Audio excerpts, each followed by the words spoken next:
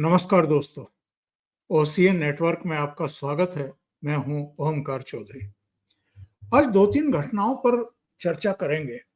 एक तो अरविंद केजरीवाल की बेटी की शादी को लेकर के सोशल मीडिया पर तमाम चर्चाएं हैं और सवाल भी खड़े किए जा रहे हैं।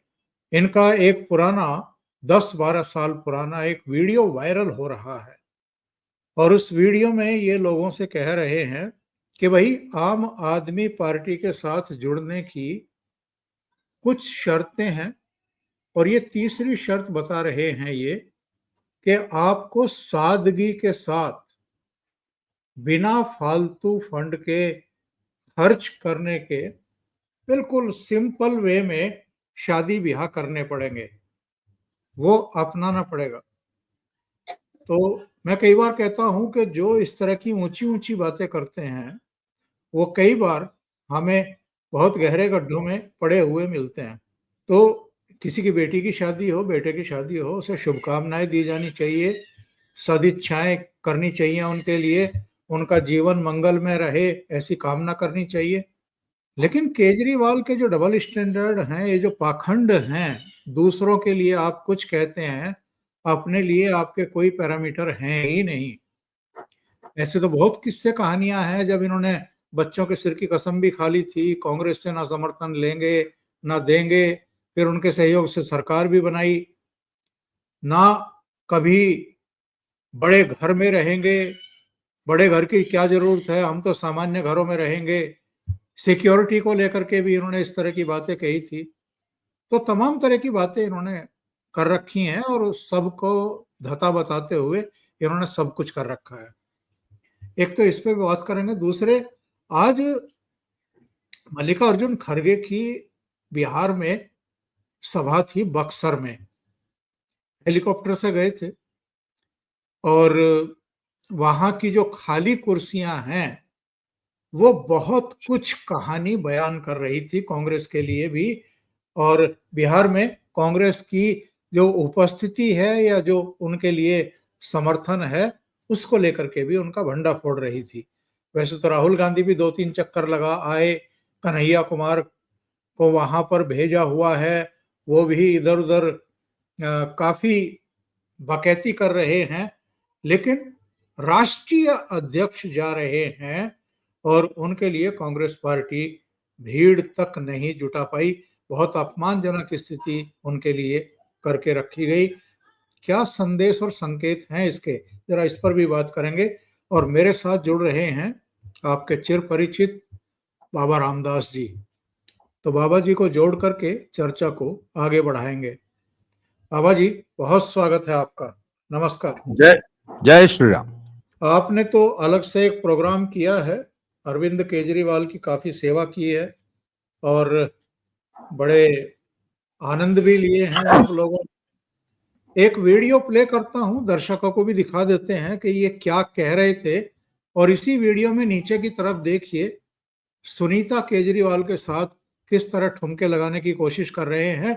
और ये जगह कहाँ है? संग्रीला होटल, बेहद महंगा होटल है, ली मेरिडियन के ठीक सामने है।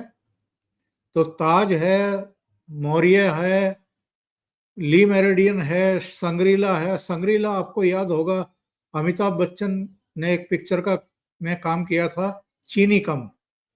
तो उसमें एक सीन था जिसमें अमिताभ बच्चन संग्रीला होटल का नाम लेते हैं। तो ये वो संग्रीला होटल है जहां केजरीवाल अपनी पत्नी के साथ ठुमके लगा रहे हैं अपनी बेटी की सगाई के समारोह में। शादी करेंगे तो सिंपल करेंगे।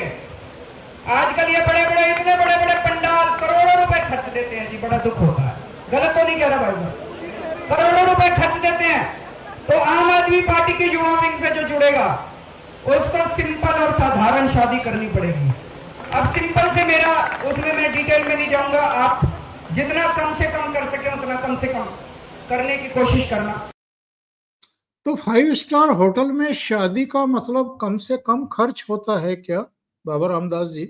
मुझे पिछले हमारे 25-30 साल के सामाजिक राजनीतिक जीवन में मुझे किसी नेता ने इतना निराश नहीं किया जितना अरविंद केजरीवाल ने किया। सर, ये वो व्यक्ति है जिसने आम जनता को, आम जनता के एस्पायरेशंस को धोखा दिया। हम लोगों को इसने क्या क्या सब्ज बाग दिखाए थे, और खुद मेरे जैसे, मैं बताऊं, इनिशियली जब ये आया है ना, तो I was a great fan of Arvind Kejriwal. मुझे लगा एक अच्छा आदमी, एक नेक आदमी भारतीय राजनीति में आ रहा है, और चलिए कुछ ऐसे अच्छे लोगों, मेरा ये मानना था कि आजकल राजनीति में सिर्फ माफिया, गिरहकट, चोर, उचक्के ही आ रहे हैं, गुंडे बदमाश आ रहे हैं, ब्लैक मार्केटियर्स आ रहे हैं, हराम का पैसा कमा के पावर खोजने वाले आ रहे हैं। तो चलो, अच्छे लोगों का प्रवेश बंद हो गया था राजनीति में, तो मुझे लगा चलो at last some good people are joining politics, और ये अच्छे देश के लिए बहुत अच्छा हो रहा है। सर, इतना निराश किया है ना इस आदमी ने मुझे। सर, आज भी वो सीन नहीं भूलता जब ये शुरू में, जब इसने इंडिया अगेंस्ट करप्शन बनाया था, तो इसने एक फोटो वायरल कराई थी जिसमें ये और मनीष सिसोदिया एक रेलवे प्लेटफॉर्म पे अखबार बिछा के जमीन पे सोए हुए हैं। सर, मैं इमीडिएटली, मुझे अच्छी तरह वो क्षण याद है जब मैंने पहली बार ये पिक्चर किसी अखबार में देखी, मैगजीन में देखी थी, and I could immediately relate with picture, क्योंकि सब मैं खुद एज अ कॉमन मैन, मैं भी रेलवे स्टेशनों पे अखबार बिछा के सोया हूं, लुंगी बिछा के सोया हूं। तो मुझे लगा यार ये सचमुच कॉमन मैन है, और जो इसने आदर्श स्थापित किए थे बातों में, उसके बाद सब जब इसने पब्लिक को जो धोखा दिया है ना, अच्छा, मुझे लगता था कि ये शीश महल में से गफलत हो गई, या शीश महल की गलती को ये भविष्य में सुधारने की कोशिश करेगा, और ये अपनी बेटी की शादी जो थी, तर इसमें इसके पास ये मौका था, ये चाहता तो उस शीश महल वाली गलती को अपनी बेटी की शादी में सुधार सकता था, पर इसने वो तमाम चोचले, वो तमाम आडंबर, वो तमाम दिखावेबाजी अपनी बेटी की शादी में की, जैसे कि एक आम धन्ना सेठ, एक नवधनाढ़ व्यक्ति करता है।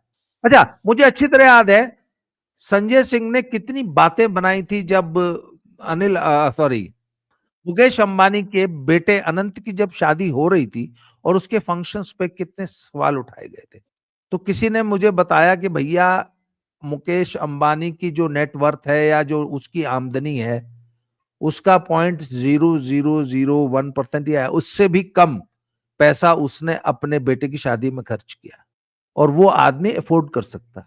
आज देश अरविंद केजरीवाल से ये पूछना चाहेगा कि अरविंद केजरीवाल जी, आपने कपूरथला हाउस जैसे राजमहल में और शंग्रीला होटल जैसे 7 स्टार होटल में, जहां एक दिन का ठहरने का खर्चा 15,000 रुपया, 15,000 रुपया, और एक प्लेट खाने का खर्चा भी लगभग 15,000 रुपया है।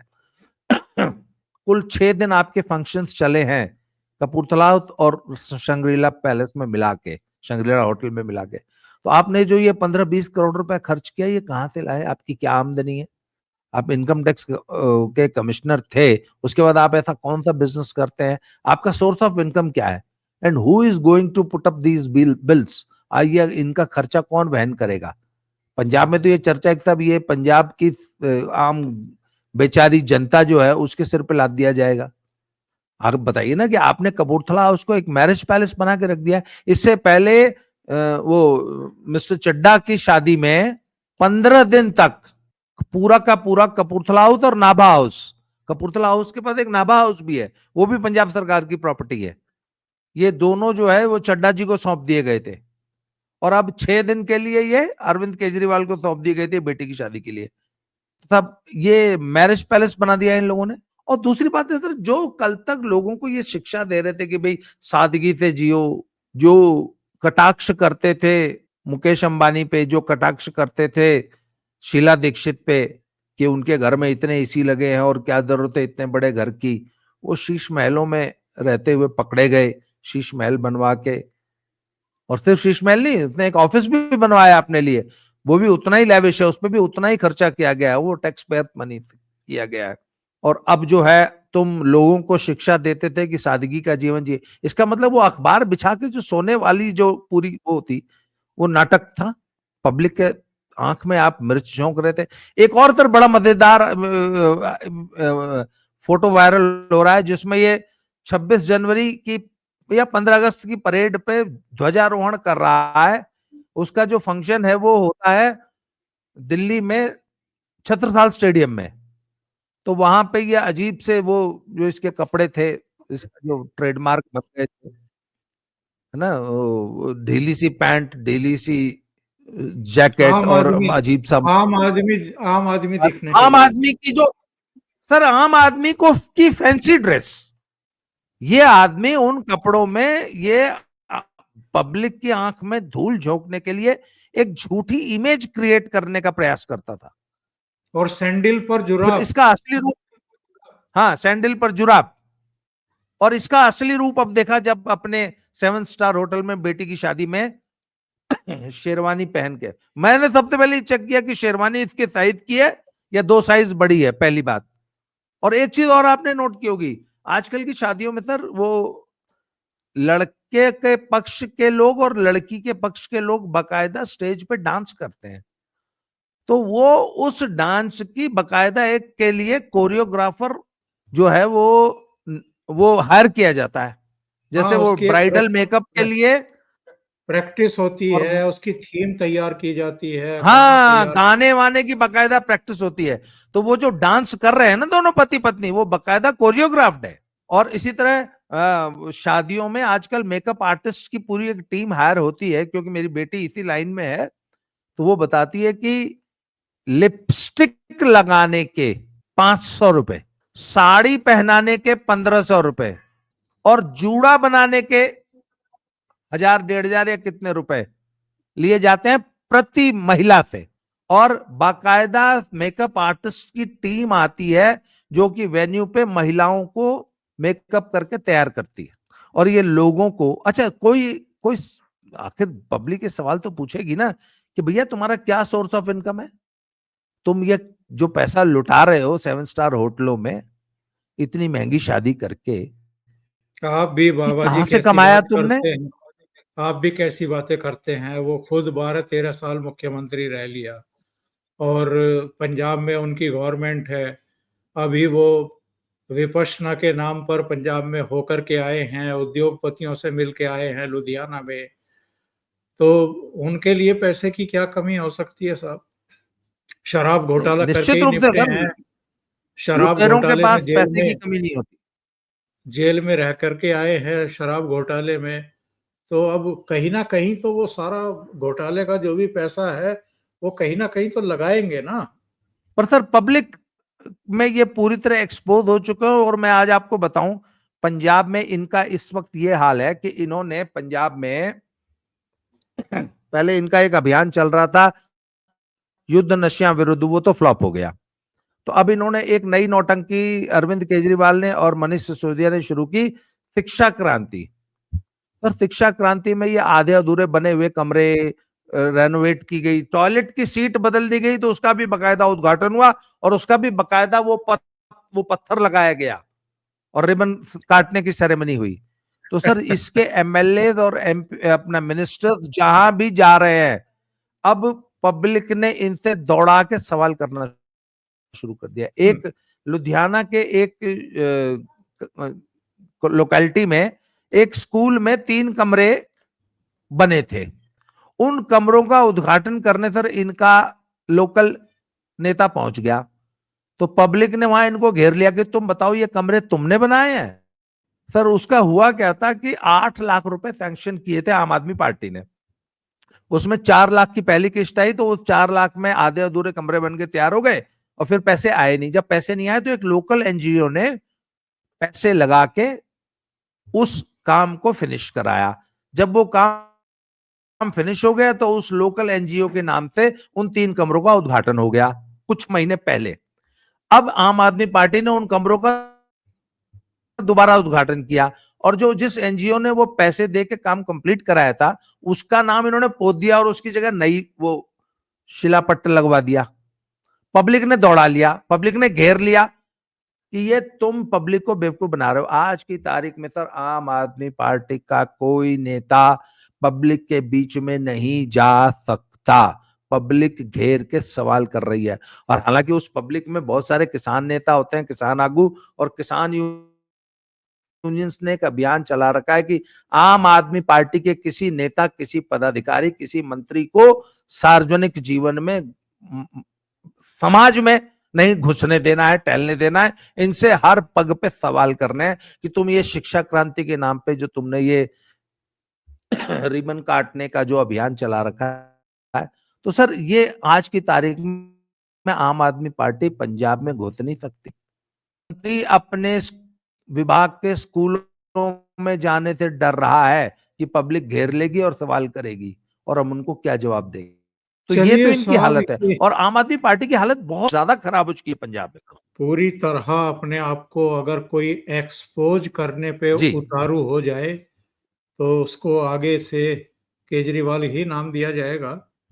जब भी कोई अपने आप को एक्सपोज करेगा तो केजरीवाल कहलाएगा। बाबा जी, एक और विषय है जिस पे हम लोग चर्चा करेंगे। मल्लिकार्जुन खड़गे साहब बक्सर में थे, बिहार में थे, सभा करने के लिए गए थे। बड़ी ऊंची ऊंची बातें की हैं, प्रधानमंत्री नरेंद्र मोदी पर अटैक किया है, ये भी कहा है कि साहब ये डराने की कोशिश कर रहे हैं गांधी परिवार को, क्योंकि उनके खिलाफ आरोप पत्र दाखिल कर दिया है नेशनल हेराल्ड घोटाले में। तो उस पर तो आएंगे, डराने की कोशिश कर रहे हैं या जो ड्यू प्रोसीजर था उसके आधार पर ही एजेंसियां आगे बढ़ी हैं, वरना 2012 में केस दर्ज हो गया था और अब 2025 है, 13 साल लग गए एजेंसियों को इसको अंजाम तक पहुंचाने में। अगर मोदी चाहते, 2014 में आ गए थे, तो 2-3 साल में निपटा देते मामले को, लेकिन उन्होंने तो कोई हस्तक्षेप किया नहीं। एजेंसियां अपने हिसाब से इसकी जांच पड़ताल कर रही हैं। लेकिन बक्सर में कांग्रेस का राष्ट्रीय अध्यक्ष हेलीकॉप्टर से पहुंचे और वहां कुर्सियां सब खाली दिखाई दे रही हैं। 100, 200, 250, 300 लोग होंगे मुश्किल से जो उनको सुन रहे थे, और मंच से बाकायदा कहा जा रहा है कि खड़े मत रहो इधर उधर, सारा पंडाल खाली पड़ा है, आकर के कुर्सियों पे बैठ जाओ। ये कितनी शर्मनाक स्थिति है किसी सो कॉल्ड राष्ट्रीय पार्टी के लिए। या इसमें कुछ आप और देख रहे हैं कि मल्लिकार्जुन खड़गे को एक अलग तरीके से अपमानित करना शुरू कर दिया कांग्रेस पार्टी ने, वरना क्या इतनी बुरी हालत है कि आप 5-7 हजार लोग भी नहीं जुटा सकते? सर देखिए, मीडिया में हवा बना लेना, और राहुल गांधी बहुत काम कर रहे हैं और पार्टी में आमूल चूल परिवर्तन होने, राहुल गांधी बिहार में और गुजरात में बहुत ग्रास रूट लेवल पे काम कर रहे हैं, और जिले लेवल की जो है वो संगठन की टीमें बनाई जा रही हैं, जिला अध्यक्ष डिक्लेयर किए जा रहे हैं। सर सच्चाई ये है कि कांग्रेस पार्टी का संगठन नाम की कोई चीज ही नहीं है सर ग्राउंड में। मुझे एक बात बताइए, राष्ट्रीय अध्यक्ष का कार्यक्रम लगा हो जिसमें, तो सर मान लीजिए बक्सर में था, तो बक्सर के अगल बगल की 10 बक्सर से प्रभावित होती हैं, बक्सर के अगल बगल कम से कम 10 विधानसभा सीट तो होंगी, और हर सीट पर किसी राजनीतिक दल में 2, 4, 5 हर सीट पर टिकटार्थी तो होते ही हैं। सर हर टिकटार्थी अगर मात्र 10 गाड़ियां भी लेके आए ना, हर टिकटार्थी अगर 100-200 लोग भी लेके आता, तो 10 विधानसभाओं में 50 टिकटार्थी मिलके 5000 आदमी जुटा लेते। और सर एक छोटी जनसभा में 5000 की भीड़ अच्छी भीड़ मानी जाती है। इसका आज के जमाने में सर भीड़ जुटाने का जो सबसे अच्छा आसान तरीका है वो है टिकटार्थी को बोल दो भैया कि उसको टिकट मिलेगा जो सबसे ज्यादा भीड़। इसका मतलब ये हुआ कि कांग्रेस में टिकटार्थी भी नहीं बचे हैं, क्योंकि उनको मालूम है कि ये तेजस्वी के बी टीम बन के चुनाव लड़ेंगे तो हमको उस गठबंधन में, चुनाव पूर्व गठबंधन में कितनी सीटें हमारे हिस्से आएंगी। तो हमको टिकट उस हो सकता है बक्सर के इलाके में कोई सीट इनको मिलने वाली ही ना हो, एक आध सीट होगी, वहां से वो आदमी ले आया होगा 100-200 लोग जो दो ढसे दिखाई दे रहे हैं। पंडाल तो बहुत बड़ा दिखाई दे रहा है। तो सर कहने का मतलब है संगठन नाम की चीज कांग्रेस के पास बची ही नहीं है। और ये जो दुर्दशा हुई है खड़गे साहब की, ये यही बता रहा है कि हवाई लफाजी सोशल मीडिया में और मीडिया में आप चाहे जितनी बातें कर ले, और अपने सुपारी मीडिया और वो जो सोशल मीडिया पे जो इनकी टीम है, वो वानर वेड़े जिनको बोलते हैं ना, संजय दीक्षित जी, उसका नाम वानर वेड़े रखा हुआ है। और वो जो कांग्रेस का गुणगान करते फिरते हैं, पर कांग्रेस का गुणगान मीडिया में आप अपना करा सकते हैं, पर जमीन पे कहां से लाएंगे कार्यकर्ता, जमीन पे कहां से लाएंगे संगठन? तो सर जमीन पे संगठन जब तक नहीं बनेगा तब तक कांग्रेस की यही दुर्दशा रहेगी, और ऐसी ही 2-4 जनसभाएं और होंगी तो उनकी पूरी की पूरी पोल खुल जाएगी। अच्छा सर, आमतौर पर क्या होता है कि ऐसे केसेस में ना जो सहयोगी पार्टियां होती है ना, वो भी सहयोग कर देती हैं कि भाई चलो हमारी सहयोगी पार्टी है तो उसका भी इतना तो कम से कम हो सकता है भाई लालू की पार्टी थोड़ा सहयोग भी इनको सपोर्ट करने को तैयार नहीं, इनको कोई कहीं से भी सपोर्ट नहीं कर रहा है। वो इस बात को लेके बहुत नाराज है, क्योंकि वो लालू जी जो है वो कन्हैया से भी बहुत नाराज है और पप्पू यादव से भी बहुत नाराज है। बिल्कुल। अच्छा, बल्कि इनसे बहुत अच्छी पोजीशन इस समय वो स्वराज पार्टी की चल रही है इधर पीके की। और जो ये कह रहे पीके की थे सभा में तो मल्लिकार्जुन, इतनी भीड़ आ रही थी कि वो उन्होंने सरकार पे आरोप लगाया कि उन्होंने वो पटना वाला वो जो मेन ब्रिज था उसको बंद कर दिया, जिससे लोग हमारी सभा में आ ही नहीं पाए, और पटना के चारों तरफ सड़कों पे बहुत लंबे लंबे जाम लग गए। तो उनकी सभाओं में फिर भी भीड़ आ रही है। और ये जो मल्लिकार्जुन खड़गे कह रहे हैं कि राहुल, प्रियंका और गांधी परिवार को डराने की कोशिश हो रही है, नेशनल हेराल्ड केस का जिक्र करते हुए जो इस तरह की बातें कर रहे हैं, अभी तो राहुल गांधी के जीजा जी पर भी आफत टूटती हुई दिखाई दे रही है। 3 दौर की पूछताछ ईडी उनसे कर चुकी है ऑलरेडी। बिल्कुल सर, देखिए इस बार मुझे ऐसा लगता है कि इस पूरे परिवार का सचमुच जेल जाने का समय आ गया है। और ऐसा बताया जा रहा है कि इस वक्त 10 जनपद पे भी पूरी तरह सन्नाटा है, और वहां पर भी जो है लोग जो है आपस में यही चर्चा करते हुए दिखाई दे रहे हैं कि इस बार जो है इस परिवार को हम कैसे बचा पाएंगे कि नहीं बचा पाएंगे। इनका जेल जाना इस बार सर इस केस में, और ईडी ने ऐसा मैंने सुना है कि जो चार्जशीट दाखिल की है उसमें इतना फुल प्रूफ केस बनाया है कि इस बार इस परिवार का जेल जाना एकदम तय है। और मोदी सरकार ने एकदम तय कर लिया है कि इस बार इनके साथ कोई ढिलाई नहीं बरतेंगे, और किसी प्रकार की कोई मुरव्वत नहीं होगी, कोई इनके लिए कोई सॉफ्ट कॉर्नर नहीं है सरकार के मन में, और जो इन्होंने भ्रष्टाचार किए हैं उसका फल तो इनको भोगना ही पड़ेगा। बाबा जी, बहुत बहुत धन्यवाद, आपने ओसीएन नेटवर्क के लिए इतना समय निकाला और महत्वपूर्ण मुद्दों पर चर्चा की। Thank you so much. नमस्कार। धन्यवाद, प्रणाम।